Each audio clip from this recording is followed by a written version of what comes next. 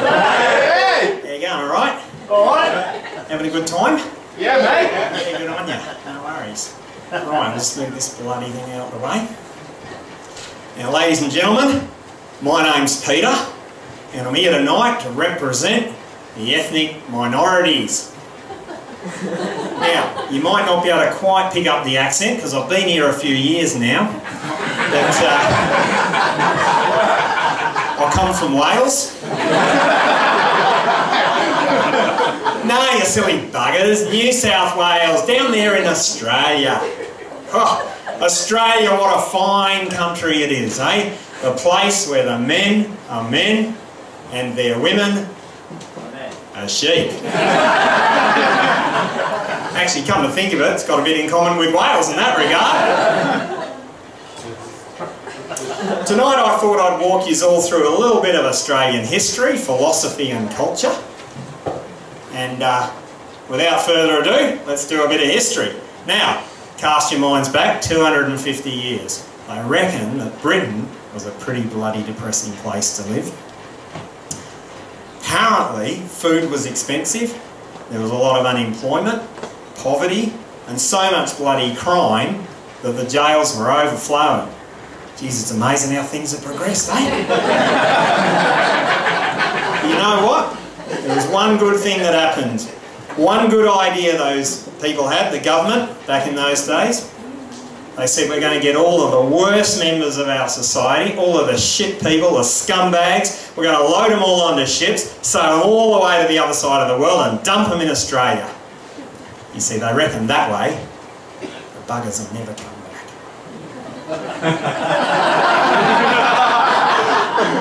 Looks like they cocked that one up, eh? Hey, but it's not all bad.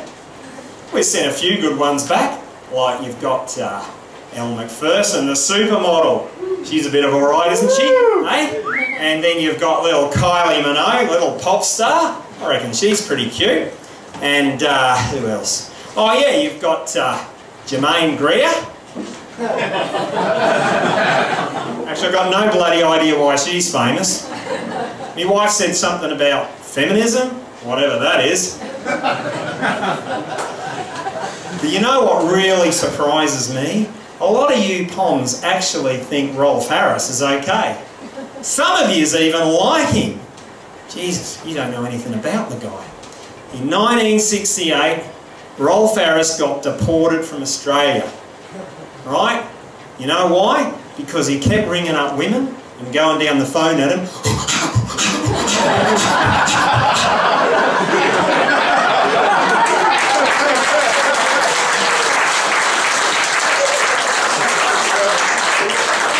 Bloody menace to society. And you've got to ask yourself,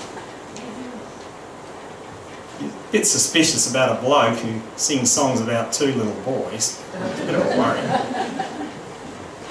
Now here's a question for you. If the Aussies are descended from the British, how come the bloody accent's so different, eh?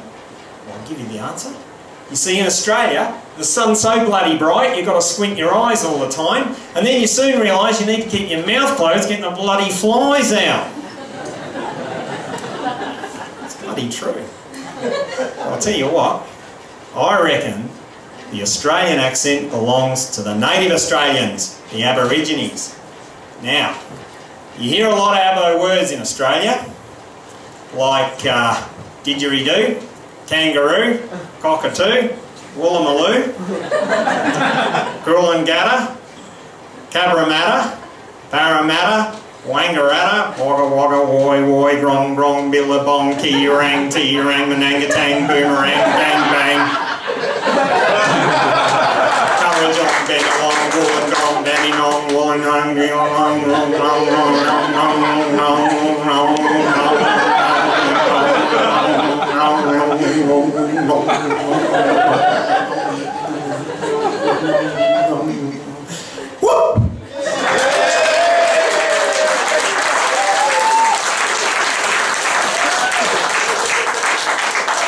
Told you I'd give you a little bit of Aussie culture. Now, every single one of those other words means something.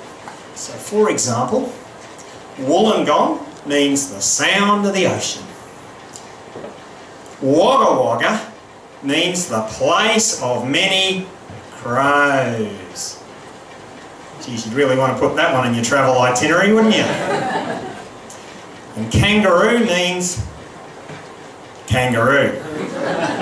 And you know, down in Australia there's a word that all Aussies love. It's a fantastic word, comes in really useful. Who'd like to learn it? Put your hand up if you'd like to learn it. Yeah, good on you. Tell you what, you'll be so glad you did. Right, now listen up carefully. 4 syllables, right? So I'll break it into 2 halves. First half of the word, it's pronounced water. Water. Okay, let's hear you on the count of 3. 1, 2, 3. Water. Oh, come on, you bloody poms. Put a bit of spirit into it. A little bit louder, okay? On the count of 3. 1, 2, 3. Water. Bloody sound like a bunch of natives already. Sounding good. Okay, second half. Second half of the word, spelled W-E-N-K-A. It's wanker. Wanker. Do it. Wanker. Beautiful. Now you put it together and you get wanker. Brilliant. You've learned a new Aussie word. Now it comes in really useful. Us Aussies love it because whenever we meet anyone who's a little bit up themselves, or you reckon they're talking a load of shit, you just point at them and say the words. Brilliant. So I want you to all practice. I want you to point and say the word nice and loud on the count of 3. 1, 2, 3. Fuck off. You pommy bastards.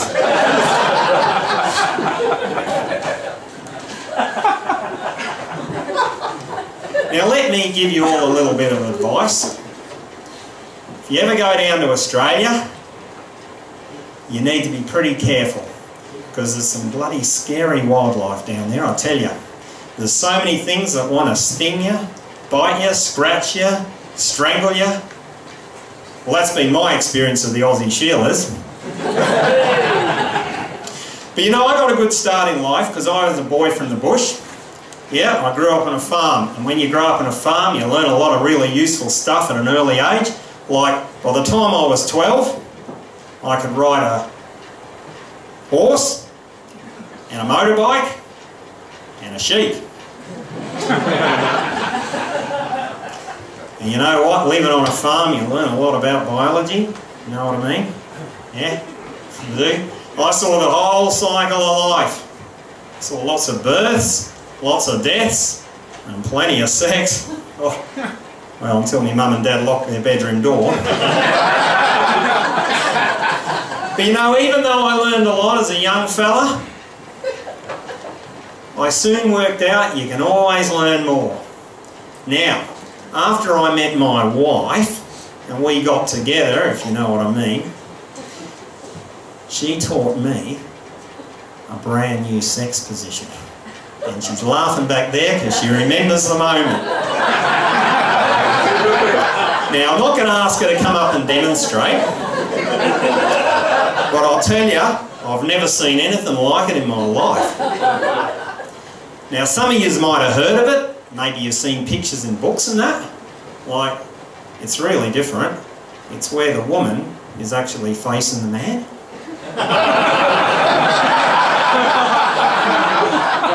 I see you laughing there, Warren. Have you given it a go? You tried that one? Yeah? Did you like it? It was alright? Yeah. Yeah, it was alright. It's alright. Tell you what, it'd be one to avoid if you're poking an ugly Sheila, though.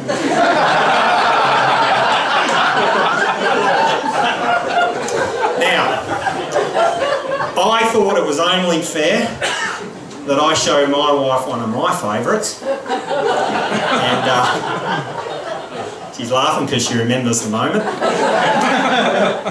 And this is a good one. You kneel down, this is for the lounge room, right? You kneel down on the floor and you're both facing the telly, right? She's in front. And it's not a good one to do when the kiddies are around, by the way. She's in front, and we're both facing the telly, and then she leans forward until her back's nice and level, and then I can see the footy on the telly.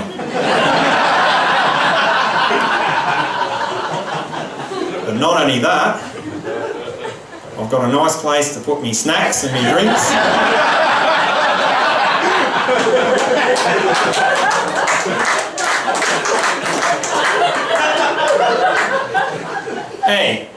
Who says blokes can't multitask?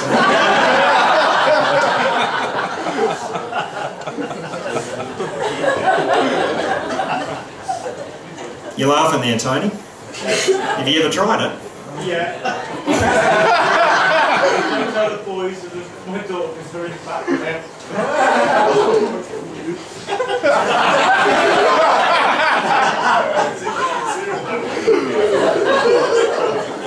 I've got no bloody idea where I'm up to now.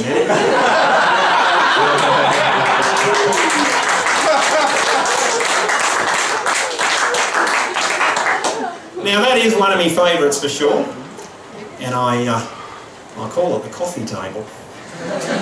I'll tell you what, I've never ever had a cup of coffee on it, but I will admit there's been a couple of times when I've spilled a bit of cream on it.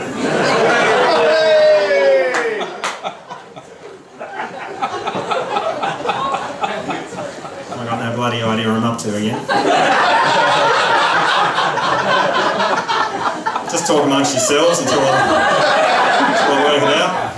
Yeah, that's it. Thanks, guys. No worries. Yeah. Oh shit. In trouble now, aren't I? Yeah. Back there. Yeah. You know when you're a kid and you're on the school play and they've got someone behind yelling out your lines. I've got a mouth in there. Now, coffee table. That's where I was up to. Now there was a time years and years ago back in Australia. I was with my girlfriend back then, and we were doing the old coffee table. We had the footy on the telly. It was going really well. I'm getting really excited, I'll tell you. I was getting really into it. And oh yeah, oh my God, oh yeah, oh yes, oh. And my girlfriend turned around and said, Peter, was that good? I said, was that good? Weren't you watching the bloody telly? That was the best winning goal I've ever seen. Bloody women, they just don't understand footy. They just don't get it. So, I've got a confession to make, actually. Getting to a stage of life, you know, where the old libido is not what it was. Guess you'd relate to that, wouldn't you, Gary? Gary's an old bastard like me. And, you know, it's a time of life where a lot of blokes started in the old midlife crisis. Like, there's a guy I know. He went out and bought himself a brand new Porsche sports car. Now he's got a family. What the fuck's that about? Now when you see a guy like that, don't you just want to point at him and shout, "What a wonderful car!" Now I was very tempted, but I didn't, because I can relate. You know, it's a tough time, you know, you start thinking about your past, you try and relive the vigour of your youth. And I was thinking the other day about my mates I knew 30 years ago. And I've lost touch with them, you know, they're back there in Australia, and I thought, oh, how will I ever find them? I had a bright idea. Go on Facebook. So I went on Facebook, types in their names, and I bloody found them. Fair income, it was brilliant. Until I saw the bloody photos. I didn't recognise a single one, all I saw was these grey, wrinkly, balding people with great big beer bellies. And some of the blokes looked even worse. But you know, it's a fact of life. We change as we get older. And I'll tell you, just recently I was looking in the mirror and I saw me dad. Oh, fuck. It scared the shit out of me. So I turned to him and said, "Piss off, you silly old bugger. This is my bathroom." So ladies and gentlemen, it's time I pissed off. My name's Peter. Had a good time. Thanks for joining in. It's good to see you. I'll catch you all later.